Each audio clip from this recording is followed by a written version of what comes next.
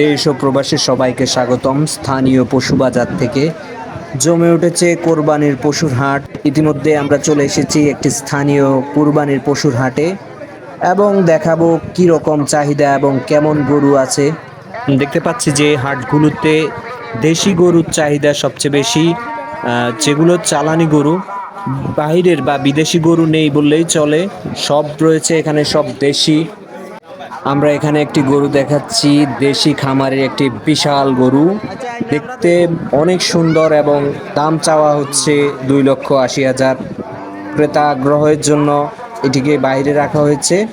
এখানে রয়েছে কিছু মাঝারি ধরনের গরু, যেগুলো ধরেন সীমিত বাজেটের, যাদের 2-3 শরিকের, তাদের বাজেট অনুযায়ী এইখানে গরুগুলো দেখতে পাচ্ছি। এগুলো চমৎকার সব দেশি জাতের গরু এবং বেশি খামারের গরু। দর্শক ইতিমধ্যে কিন্তু হাটটি কিন্তু জমে উঠেছে। তবে লোকাল হাটের পরিস্থিতি অনুযায়ী কিন্তু মানুষের থেকেও কিন্তু গরুর সংখ্যা বেশি, এটি আমরা লক্ষ্য করছি। মানুষও প্রচুর রয়েছে, গরুও প্রচুর রয়েছে, দামও মোটামুটি নাগালের মধ্যে রয়েছে এবং সীমিত রয়েছে।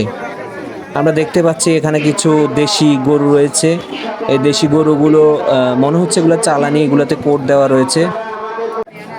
দর্শক, পরিশেষে আমরা যে বাজারের শেষ আকর্ষণটুকু আপনাদেরকে দেখাবো, সবচেয়ে বড় গরু, যার দাম হাঁকা হয়েছে 4 লক্ষ টাকা।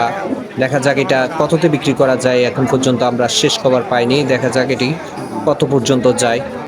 এরই মধ্যে হাট চলছে, বেচা কিনাও বেশ ভালো চলছে, গরু হাতের নাগালের ভিতরে রয়েছে। মোটামুটি ক্রেতা বিক্রেতা উভয় খুশি রয়েছে। তো দেখা হবে নেক্সট হাটে, ইনশাল্লাহ। সবাই ভালো থাকবেন, সুস্থ থাকবেন।